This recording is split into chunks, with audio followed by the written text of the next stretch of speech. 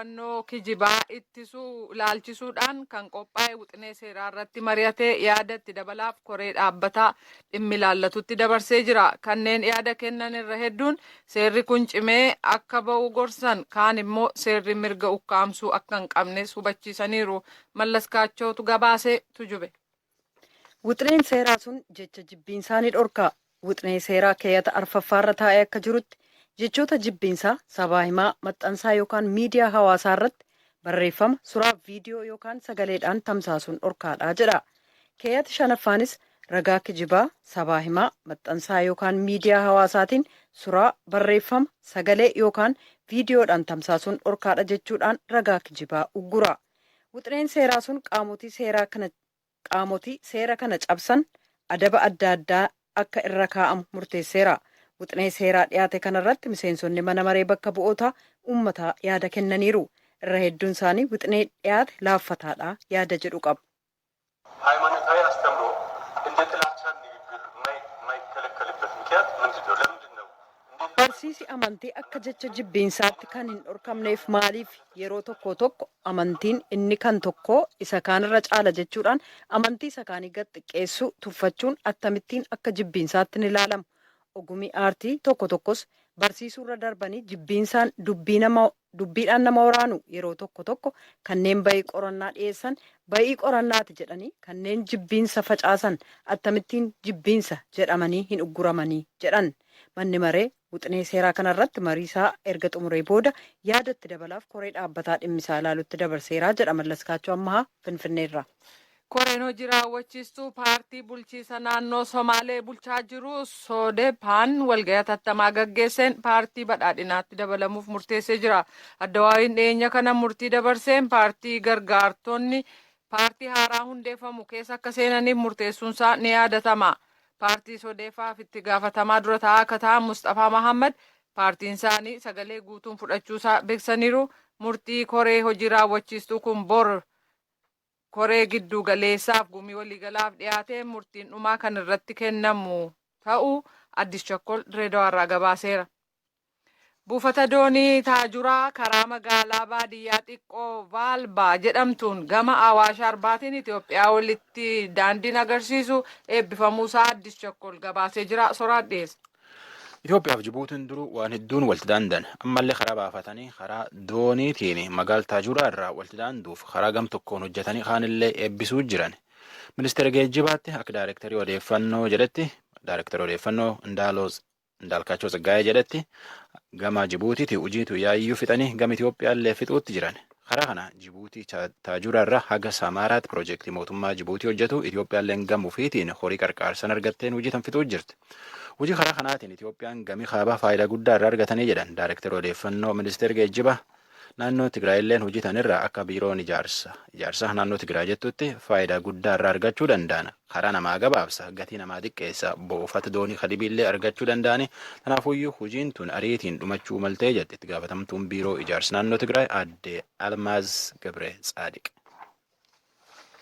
Riippaabilikii Demokiraatawaa Koongoo gama bahaa magaalaa Beenii keessatti riphxe loltoonni namoota 8 waan ajjeesaniif jecha jiraattonni mufannaan mormii dhageessaa turan wiixata kaleessaa magaalaa galma mootummaa keessa galma jirutti ibidda qabsiisaniiru. Sana booda kanneen mufannaa dhageessan kun gara mooraa tokkummaa mootummootaatti kan imala nageenyaaf handaara magaalattii jirutti qajeelanii jiran. Hiriirtonni hangi tokko akka jedhanitti jarreen nageenya eegsisuuf bobba'an kun gadhiisanii akka ba'an gaafataniiru. Oduu amma nu ga'een liigiin biyyoolessaa Harariis paartii haaraa badhaadhinatti dabalamuuf sagalee guutuutiin waliigaluusaa oduun amma nu ga'ee beeseera.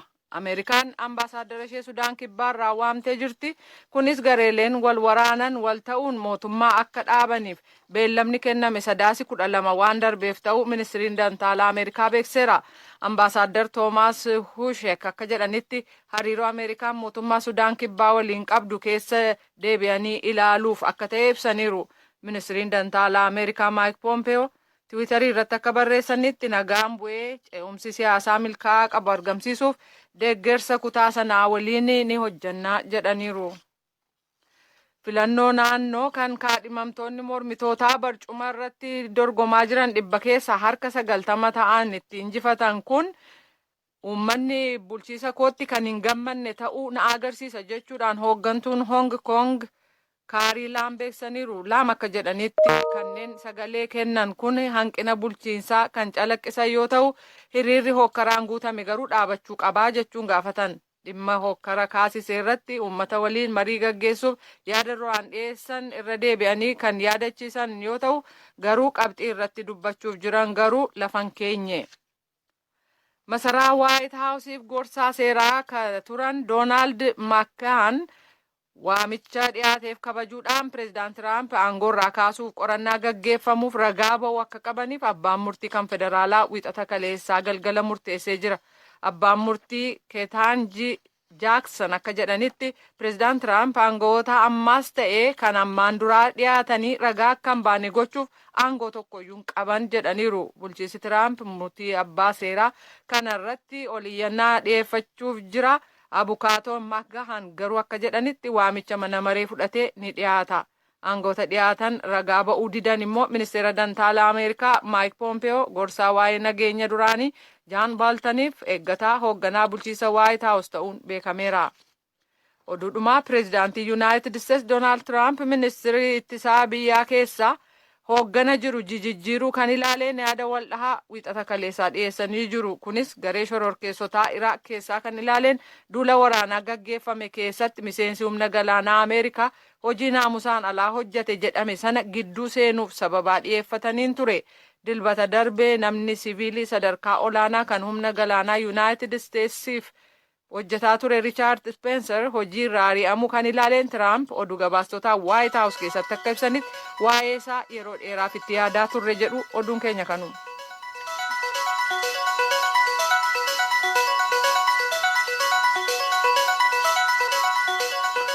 Seeraan galateeffannee waan hafedda bara raadiyoon VOA sagantaa afaan Oromoo caqasuu jirtan.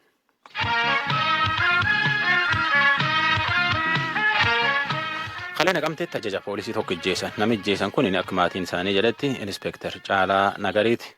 Kalee rasaasaan ijjeessan. Akka bulchiinsa odeeffannoo aanaa kanaa jedhetti nama ijjeessellee hin beekne qorachuu jiran. Tsahaay Daamtootti nu erge. Kaleessa ganama naannoo sa'aatii 2tti osoo daa'ima isaanii mana barumsaa geessanii achumaan gara hojii deemuuf bahanii naannoo mana jireenya isaaniitti rasaasni itti dhuka'uudhaan lubbuun isaanii darbeera. Inspektar Caalaa Nagaraa. Inspektar Caalaan mucaa isaanii waggaa 7 harka qabatanii osoo mana barumsaa geessanii achumaan gara mana hojii isaanii deemuuf jiranii rukutaman jedhan Aadde Chuuchuu Tamasgeen haati warraa Inspektar Caalaa. Harkuma qabatee tunni mana barumsaa sana hin ga'in iddoon hojiisaa fi iddoon mana barumsichaa walitti dhiyoodha. Achuma geessee darbaree jiru geessee darbaayyuu tunni mana barumsaa sana hin ga'in hankaasanii rukutuu isaanii nami beeka. Yeroo Inspektar Caalaa rukutanii mucaan isaan biraan jirtu moo mucayyuu akkamittiin dhiisanii? Mucaan boorsaan ishee lafa bu'ee achuma dhaabatteetu isheen iyyituu ijoolleen Firippiraatoorii baratannaa fidanii mucaa qeeraan naagaanii ani sagalee meeshaa dhaga'een iyyaatii gaaraqe. Yeroosumayyuu baay'ee ta'eera xinnoo ishee lubbuun keessa jira ammuma isaan bira ga'anii poolisiitti bilbilanitti ogumaan iyyaa lubbuun isaa yeroo sana ba'e. Eenyuun rukute kan jedhoo dhageessanii? Anoo waanuma isaan beeku anoo du'aa masaa rukutamaa isaan bira ga'e malee. Aadde Chuuchuun Inspektar Caalaan magaalaa Naqamtee keessa waggaa 20 oliif jiraataniiru.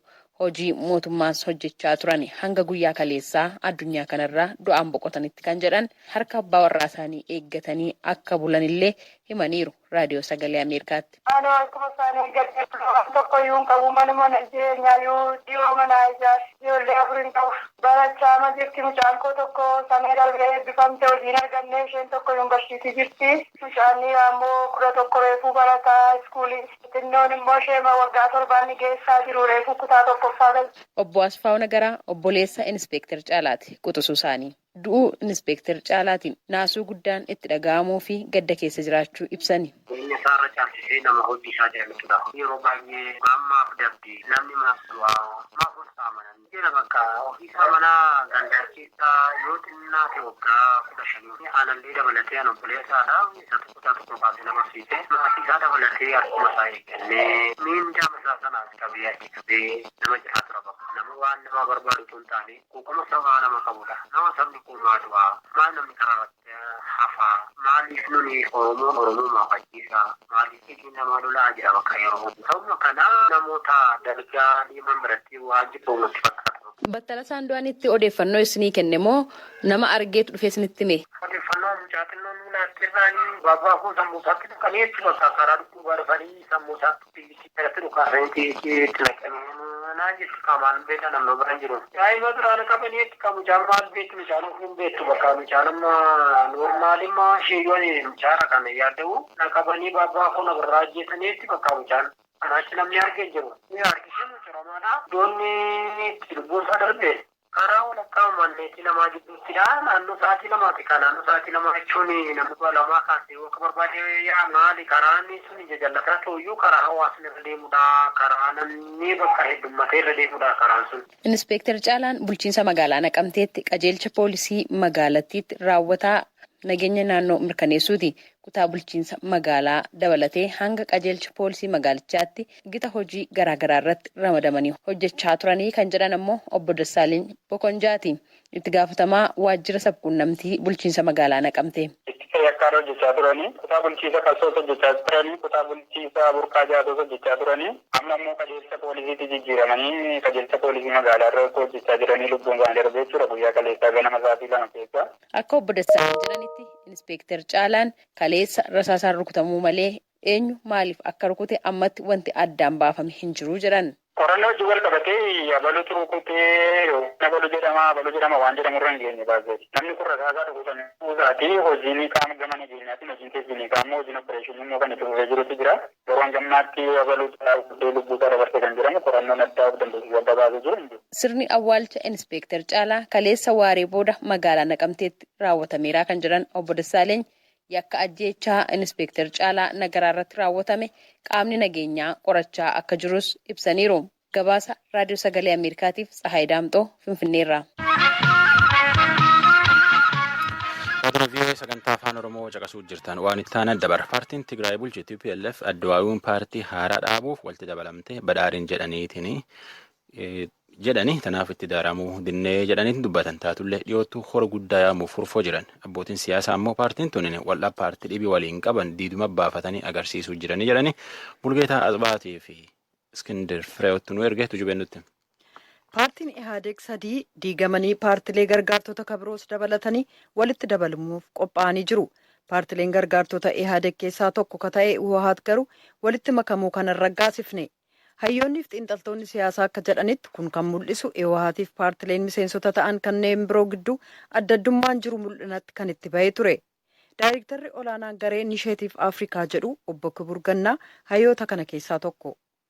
አደባባይ የወጣበት ብቻ ሳይሆን ህዝቡ በሙሉ እንደውን ፓርቲው በተለያየ ወቅት ለማረጋጋት ይሁን እንደዚሁም ፖለቲካውን ኢፋት kan itti bahe qofaa utuu hin taane paartichi yeroo adda addaatti tasgabbeessuus haa ta'u yookaan siyaasicha keessa adda addummaan hin jiru miira jedhu mul'isuuf yoo ta'e malee garaagarummaa qabaachuun isaanii ifa galaadha.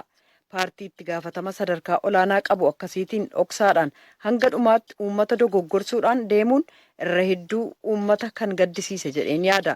Inni ammaas kan fooyya'ee qabu jennee tilmaamnaa deebinee sanumatti akkan deebine malee jedhan. Manni maree Ihaadeeg yaada walitti makamuu jedhee erga raggaasisee booda paartileen gargaartota ta'anis gumii ce'umsaa geggeessuu jalqabaniiru. Yeroo seerri eeyyamu keessatti yoo geggeessame filannoo biyyoolessaaf baatilee hanga tokko hafeef keessatti kan hirmaatu moggaasa haaraaf sagantaa haaraa baheen ta'uu Ihaadeeg beeksiseeraa jedha Iskindar Firee Finfinneerraa. Gama biraatiin itti aanaa pirezidaantiin mootummaa naannoo Tigraay Dr. Dabratsiyoon Gabra Mikaa'el har'a galgala ibsa kennaniin kan geggeeffamaa jiru walitti makamuu paartii Ihaadeeg qeeqaniiru. Walgahii koree giddugaleessa Ihaadeeg irratti nageenyi uummataaf olaantummaan seeraa dursi kennamuufii irratti mari'achuun utuu irra jiru waa'een walitti makamuu yeroo isaa kan hin taane ta'uu Uwahaat ibsee ture jedhan. Koreen hojii raawwachiiftuu addichaas waa'ee walitti makamuu sanaa sagantaa paartii irratti utuun mari'atiin raggaasise kun waan hin beekne tokkoof mallattoo kee kaa'i jechuudha jedhan.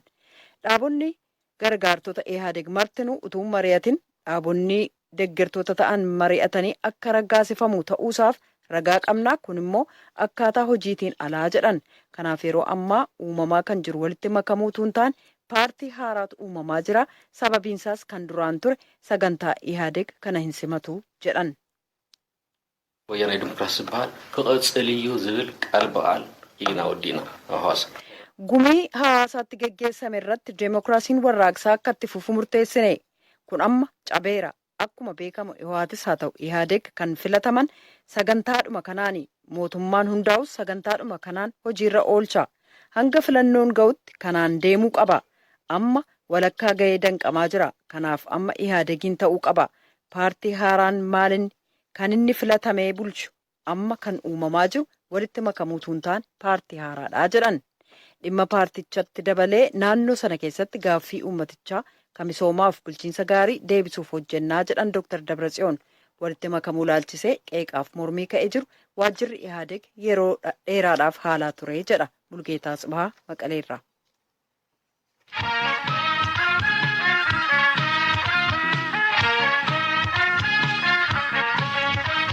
Raadiyoon vii'oo'ee sagantaa afaan Oromoo caqasuu jirtanii qophiitiin eegee jalqabne gara daqiiqaa 18 tokko yaane waan hafe dabala xiqqoo sirbaan miil diriirfanne moo suniin duratti sirsirii yaaneetiin dachaan geessi ga'uu malle tulluu xiixa moo tulluu daalatti akkasumas madaroo moo harbuu geenne dachaan moo hor finfinnee buuneetiin ofirra deebina gomtaateefuu kukkunin maqoota finfinnee keessatti akka jaaroleen jedhanii durii baasanii sirsirii keeyyaana olloota finfinnee keessa.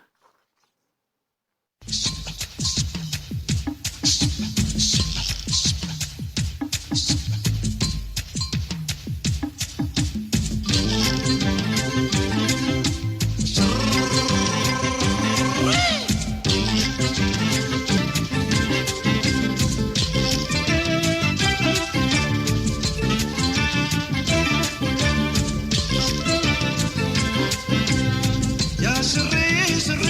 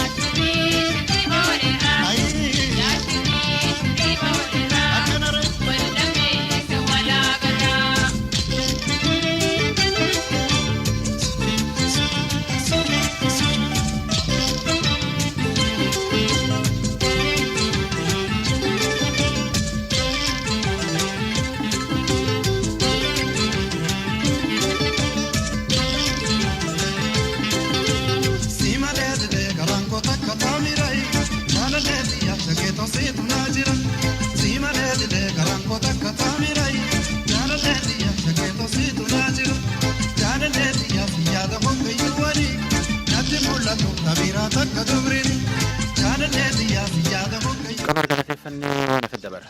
Raadiyoon VOA sagantaa afaan Oromoo caqasuu jirtan oduu Naayiroobii dabarra.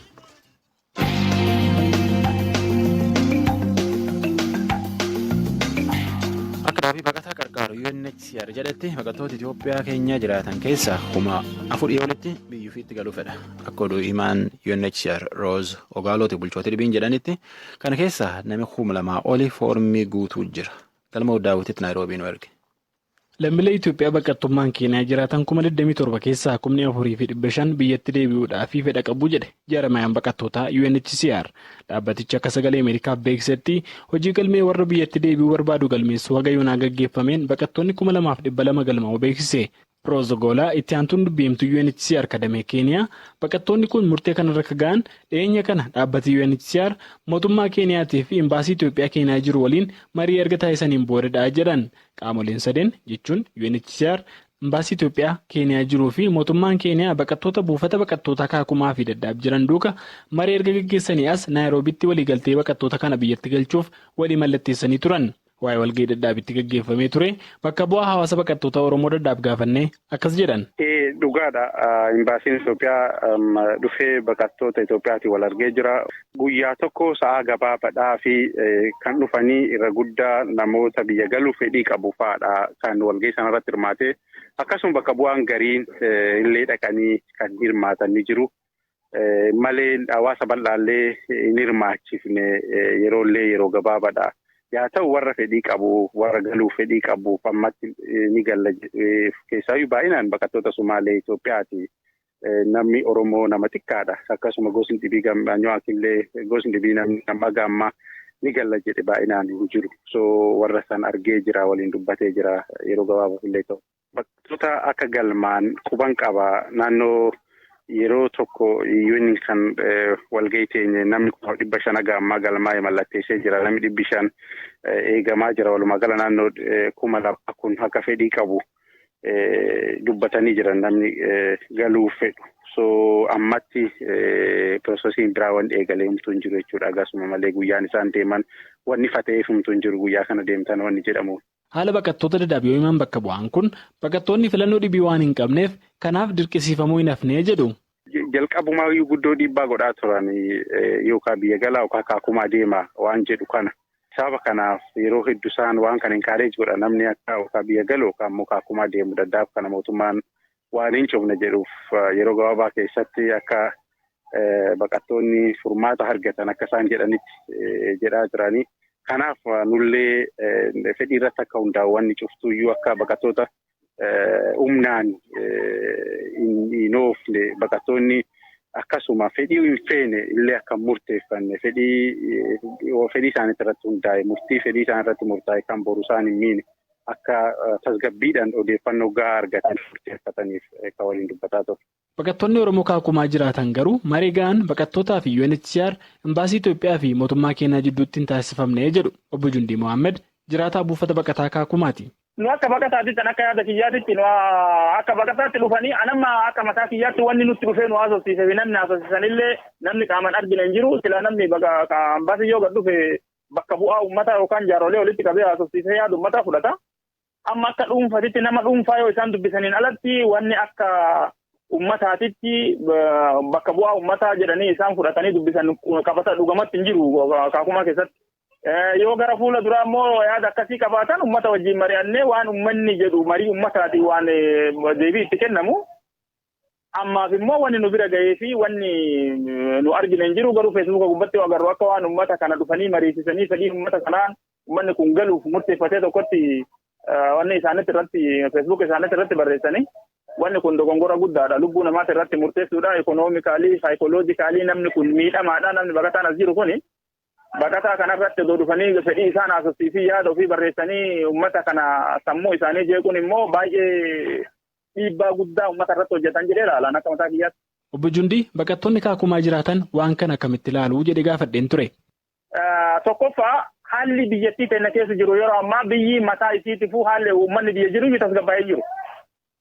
Jiruu fi jireenya uummata biyya jiruutu jijjiiranii jiranii jiruu fi jireenya uummata biyya jiru bakka hin jijjiirinitti uummata biyya keessaa bakka hin tasgabbaa'initti bakka lubbuun namaa halkanii fi guyyatti dhiigni namaa lafa lola'aa jirutti ummata baqatee waggaa haganaa ala ture kasammuun isaa haala adda addaatiin jeeqame kana fuudhanii biyyatti galchina jechuun dogongora guddaadha kun. Dura namni yoo biyya bilisoomse biyya san tasgabbeessanii haala biyya keessan keessa jiru ummata jiruuf jireenya ummata biyya san keessa jiru erga jijjiiraniin booda ummata baqataa galchan malee zim jedheetumaan ummata baqataa biyya jiruuf odoo waan goone ka baqataa guuranii galchina jechuun dogongora guddaadha jedhee ilaalan kun ummanni kun hanga biyyattiin sun tasgabbooftee ummata kanaaf hin dandeenna jiruuf jireenya isaanii yoo isaan galan jijjiiruu hin dandeenna jiraachisuu hin dandeenna jedhee biyyi sun haga itti amanutti baqataan kun akkuma duraanitti UNHCR jalatti galmaa'ee jirutti hiree UN'n isaa kennite eeggatuu qabaa UN irraa mirga baqataan tokko argatuu qabaa jedhee ilaala. Baqattoonni Itoophiyaa warri biyyatti deebi'uu fedhan UNHCR fi mootummaan Itoophiyaa biyyarraa baqannee waan turree fi gama dinagdeetiin nu gargaaruu qabu nageenya amansiisaas bakka isaan qubachiisutti eegsisuu qabaa jechuun gaafatu. Itti aantuun dubbi'imtuu UNHCR kadamee Keeniyaa Rozogoolaa mambii baqattootaa kanaaf deebii jiru. Lammiilee Itoophiyaa deebi'uu fedhanii fi baasiin geejjibaa akkasumas biyya ga'anii haguuf danda'anii dhaabbatanitti deeggarsi ni taasifamaafi jedhan. Miisis Ogoolaan warri galuuf galmaa'e torban keessatti biyyatti ni deebi'aa jechaan himanii warri kaan garuu kan galuu hin feene ammoo mootummaan Keeniyaa mirga koluu galtummaa gaafachuu isaanii eegee akkuma duraanii isaan jiraachisaa jedhan. Gabaasa Sagalee Ameerikaaf Galmuu Daawit Naayiroobii.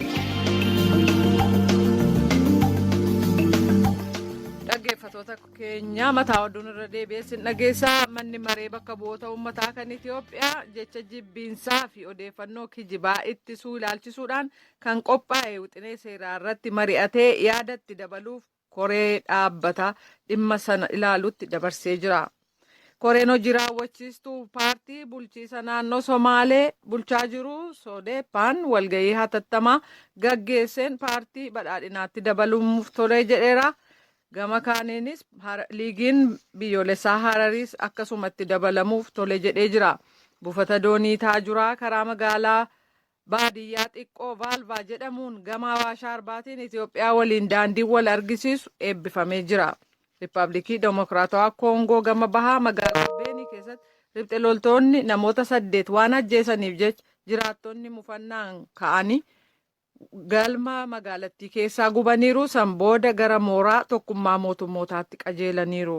Ameerikaan ambaasaaddara ishee Sudaan kibbaarraa waamtee jirti. Kunis gareelee wal waraanan wal ta'uun mootummaa walii akka dhaabaniif beellamni qabamee darbee booda oduun keenya kanuma.